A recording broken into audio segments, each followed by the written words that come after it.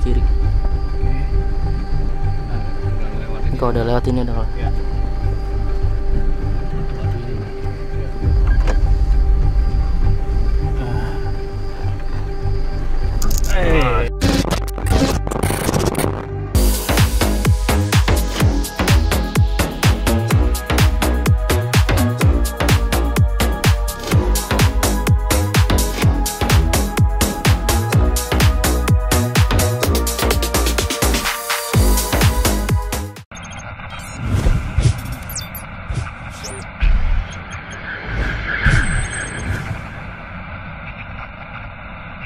Halo kawan Sound and Mesin, kembali lagi bersama saya Om Anto. Di samping saya sudah ada satu unit Mitsubishi New Triton Ultimate 4x4 Double Cabin.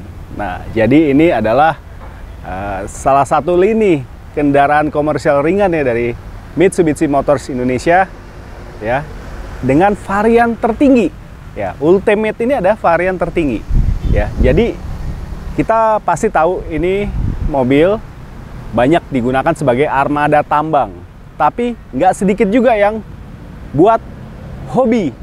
Nah, kita akan review satu-satu sebelum ya New Triton ini akan berganti model. Kabarnya di pertengahan tahun 2024 New Triton akan berganti model fully change ya, total model change ya, ke generasi kelima. Sementara di samping saya ini adalah generasi keempat yang sudah mengalami facelift sejak tahun 2020. Yuk, kita bahas fakta menarik apa aja yang dimiliki oleh New Triton ini. Eksteriornya, ya kita bahas dari looknya, face-nya ya. Jadi, Triton generasi keempat ini menggunakan bahasa desain terbaru Mitsubishi yang sudah diaplikasikan pada New Pajero Sport Expander. Jadi ini adalah bahasa desain Dynamic Shield. Ya, kita lihat dari model bumpernya, model grill, ya juga model lampu. Yang dimana kombinasi lampunya mirip dengan yang diaplikasikan pada Pajero Sport dan New Expander. Lalu kita lihat sisi bodi sampingnya ya. Ya, jadi New Triton ini punya wheelbase 3000 mm. Dimana wheelbase yang dimiliki Pajero Sport ini tidak lebih panjang dari kompetitornya ya, yang rata-rata udah di atas 3000 mm. Tapi ini menjadi suatu keuntungan bagi New Triton, yaitu keuntungannya adalah radius putarnya. New Triton ini punya radius putar yang pendek, 5,9 meter. Ya, ini cukup pendek untuk sebuah SUV leather frame double cabin. Ground clearance sendiri udah cukup memadai. Ya, nah ini sangat menguntungkan nih bagi si New Triton ini ya. Ya, kalau kita bicara ram angle-nya ya, ini menjadi sebuah keuntungan bagi si New Triton ini. Untuk depan ya, approach angle-nya itu mencapai 31 derajat. Sementara untuk tengah atau breakover angle dia 25 derajat. Lalu untuk belakang ya di Petrol Angel ya dia 23 derajat, dan ini cukup menguntungkan nih ya, menjadi sebuah benefit sendiri bagi New Triton ya untuk menghadapi lintasan yang memang peruntukan buat New Triton ini, yaitu lintasan off-road ya. Nah, pada New Triton ini ya juga dia bak belakangnya udah dilengkapi oleh bedliner ya, tulisan Mitsubishi Motors ya. Untuk varian Ultimate ini sudah dilengkapi. Lalu di bagian belakang lampunya juga udah model kristal ya, meskipun masih bohlam tapi udah cukup memadai lah ya, cukup proporsional desainnya ya. Lalu untuk bagian sampingnya juga seperti ini, handle pintu model tarik ya, handle pintu model tarik juga udah ada fitur keyless entry. Lalu spion, begitu kita kunci baik pakai remote atau tekan tombol keyless entry-nya, spion akan langsung melipat secara otomatis. Di bagian samping ya, ini udah dilengkapi footstep ya, meskipun ya menurut beberapa pegiat off-road, ini footstep ini dinilai cukup mengganggu nih kalau untuk melintasi trek-trek yang memang agak terjal ya gitu. Tapi untuk fungsinya sendiri ini cukup membantu ya buat kita untuk masuk ke kabin ya. Ini yang paling menarik buat saya adalah model peleknya nih ya. Meskipun kita tahu kalau New Triton ini platformnya sama dengan New Pajero Sport ya, tapi untuk peleknya sendiri dia dibedakan ya. Desainnya saya suka nih ya, two-tone finishingnya ya. Lalu dibalut oleh ban Toyo Open Country ya, ukuran 245 65 lingkar 17. Lanjut ke kaki-kaki. Suspensinya sendiri dia udah pakai model double wishbone ya untuk di depan ya. Ini mirip seperti yang dipakai oleh Mitsubishi Evolution. Nah, jadi ya wajar kalau New Triton ini punya DNA mobil rally ya. Roda depan udah dilengkapi rem cakram, sementara roda belakang dengan ukuran ban yang sama ya dilengkapi rem tromol. Sementara suspensinya masih pakai leaf spring ya.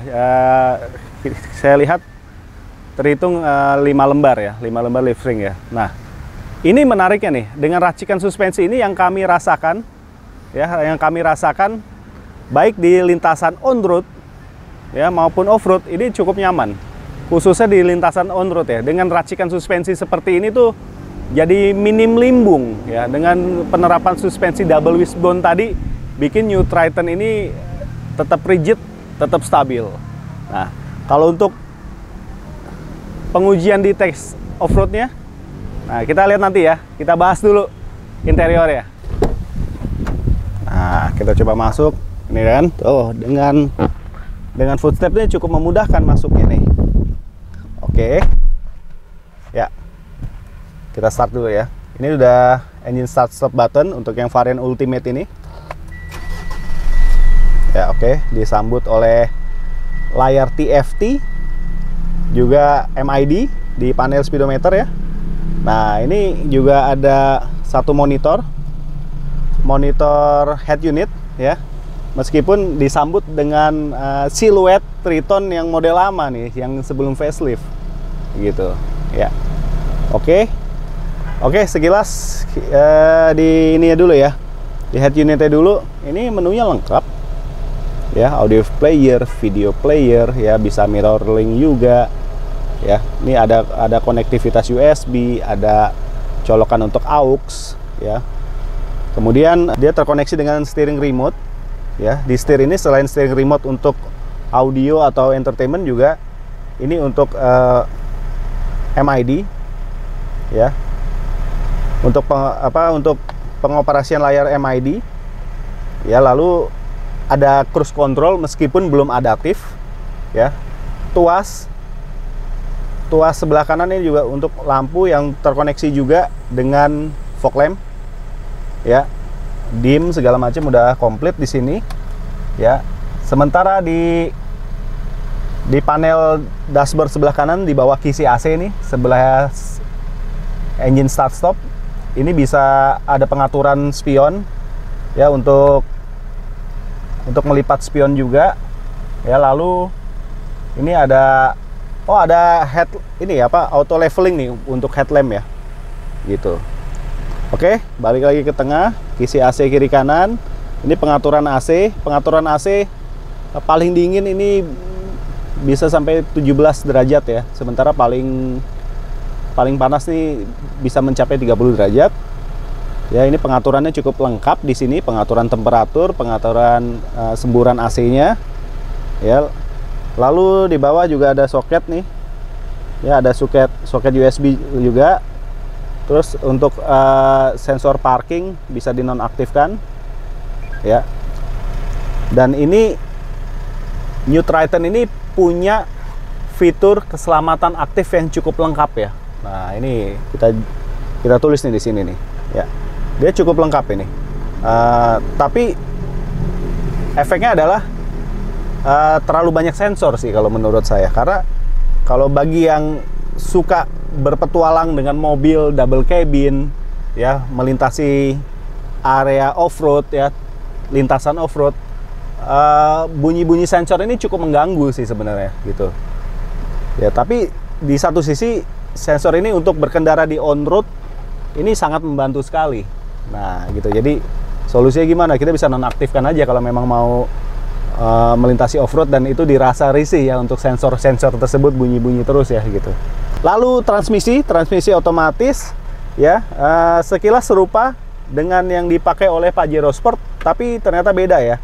Ya ini Tiptronic ya, kalau ini bisa 6 speed ya. 6 speed otomatis, sementara kalau Pajero Sport mencapai 8 speed ya. Nah, yang paling saya suka adalah ini nih, transfer case-nya. Ya, transfer case-nya ini punya teknologi Super Select 4WD2. Jadi kalau yang 4H LC ini di mobil lain tuh disebutnya 4H. Ya, di mobil 4-wheel drive lain. Sementara yang 4L LC ini kalau di mobil lain disebutnya 4L. Ya. Nah, yang paling canggih ini adalah yang 4H, yang tanpa embel-embel LC ya. Jadi 4H ini adalah full time four wheel drive ya, dimana dia bisa diaplikasikan di track off-road maupun track on-road ya. Sementara kalau yang 4H LC dan 4L LC ini hanya bisa di lintasan off-road dan dia sifatnya part-time ya, four wheel drive itu part-time. Oke, lalu di bawah knopnya ini juga ada Hill Descent Control ya, bisa diaktifkan juga. Lalu di tengah ada konsol penyimpanan untuk cup holder ya. Rem tangan masih model konvensional, tarik ya. Lalu di tengah ada konsol penyimpanan cukup dalam nih ya, buat 4 botol air mineral ukuran sedang juga bisa. Dan ini penutupnya bisa berfungsi sebagai armrest. Nah, sementara untuk di joknya sendiri nih duduknya cukup nyaman ya. Jadi bagian sisi kiri dan kanan ini cukup menopang punggung bagian bawah. Ini nyaman banget kalau ini dibawa untuk berpergian luar kota ya, begitu. Dan di joknya ini semuanya di varian Ultimate ini sudah berbalut kulit, berpadu dengan kulit perforasi ya, nuansanya semua hitam. Di jok driver ini sudah elektrik ya, elektrik, maju mundur, naik turun. Sementara di jok penumpang sisi kiri ya masih manual ya, begitu juga di belakang ya. Ya, di belakang masih manual, hanya bisa satu pelipatan direbahin ke depan ya. Sementara di belakang jok baris kedua itu ada ruang penyimpanan untuk toolkit, untuk dongkrak ada di situ ya. Kalau mau yang upgrade audio bisa juga tuh, itu buat nempatin subwoofer yang model slim mungkin, atau di SPM power amplifier itu bisa di situ. Oke, terakhir setir ya. Setir ini udah teleskopik sama tilt ya. Wah, ini enak banget nih ya. Setirnya juga udah dibalut oleh lapisan kulit ya. Beberapa panel juga udah soft touch ya. Ya, di sisi door trim juga udah soft touch ini. Lalu menariknya nih, karena ini varian Ultimate ya, jadinya cukup lengkap ya. Cukup lengkap dalam arti untuk sound system ya. Ya, jadi di pintu depan nih, di door trim depan ada rumah tweeter. Ada rumah tweeter, lalu untuk mid bass juga seperti standarnya, dan di pintu belakang jok baris kedua di door trimnya sudah ada speaker juga. Ya, kemungkinan itu coaxial ya. Jadi di depan ini speaker two way, belakang coaxial ya. Jadi ini cukup menambah kenyamanan berkendara ya, karena kualitas musiknya lumayan ya, cukup. Jadi suara tuh nggak cuma dari depannya tapi dari belakang. Nah, inilah salah satu keunggulan dari varian Ultimate ya, mungkin dibanding varian lain yang di bawahnya mungkin tidak selengkap ini. Sekarang soal mesin ya. Mesin ini kodenya 4N15 ya, sama seperti yang dipakai oleh Pajero Sport ya. Kapasitasnya 2400 cc, 4 silinder, common rail diesel DID ya, dan MIVEC. Nah, ini menghasilkan daya tenaga hingga 180 PS dengan torsi mencapai 430 Nm.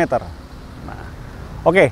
New Triton ini selain dilengkapi sederet fitur keamanan aktif ya, dia juga udah dilengkapi ADAS. Ya, jadi sangat membantu ya. Ya, dengan beberapa radar sensor sangat membantu untuk performa berkendaranya. Nah, itu dia review singkat kami untuk New Triton Ultimate 4x4 double cabin. Nah, kali ini kami penasaran nih untuk menguji performanya ya. Jadi mesinnya udah mumpuni, transfer case-nya punya teknologi 4-wheel drive yang juga pioneer ya. Juga suspensinya nih. Ya, suspensinya kalau untuk jalanan off-road sih enak banget, rigid.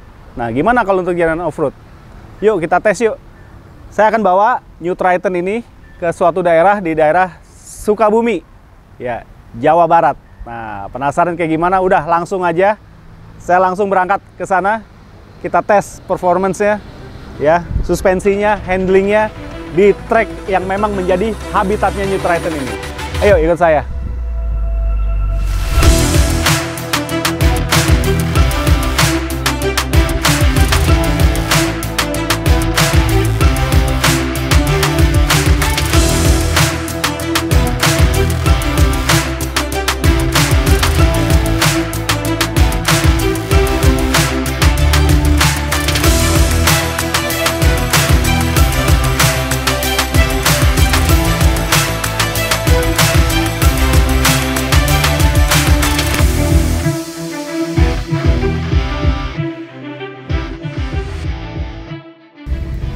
Ini yang kita cari.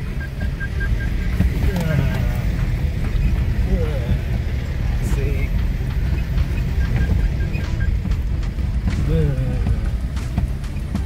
Desa Cipelang. Mana nih, Pak? Terus. Terus.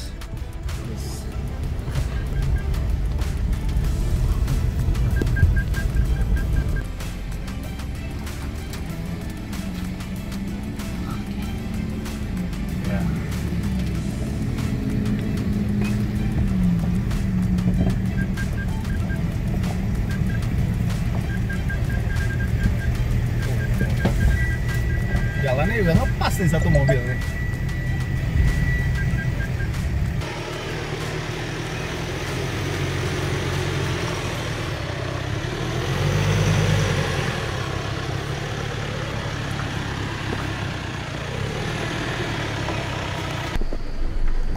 Jangan terlalu kiri. Kau udah lewat ini udah. Ya. Batu ini.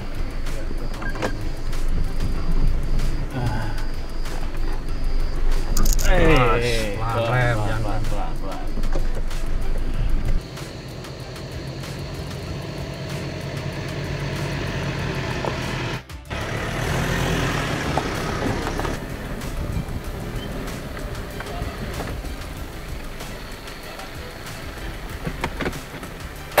Oke.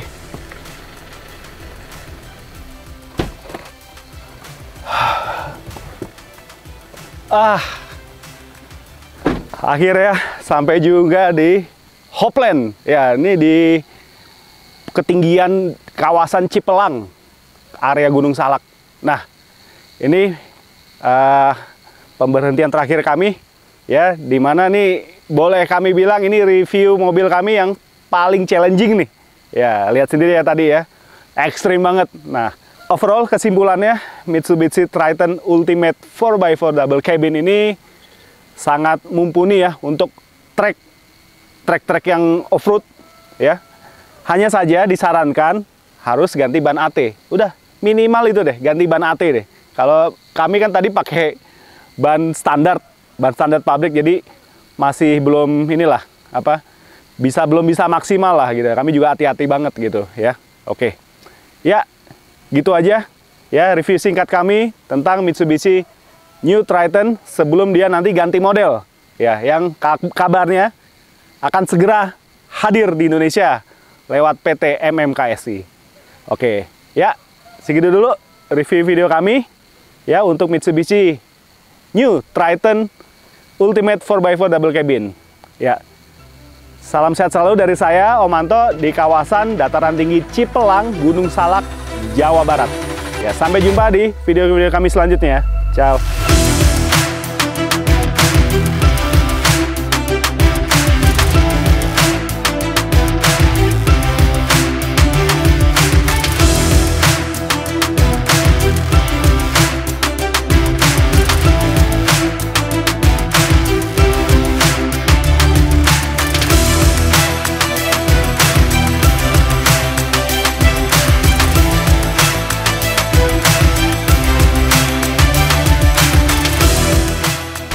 Gimana Pak Anto? Wih, pilihan pertama nih ya. Nggak? Iya.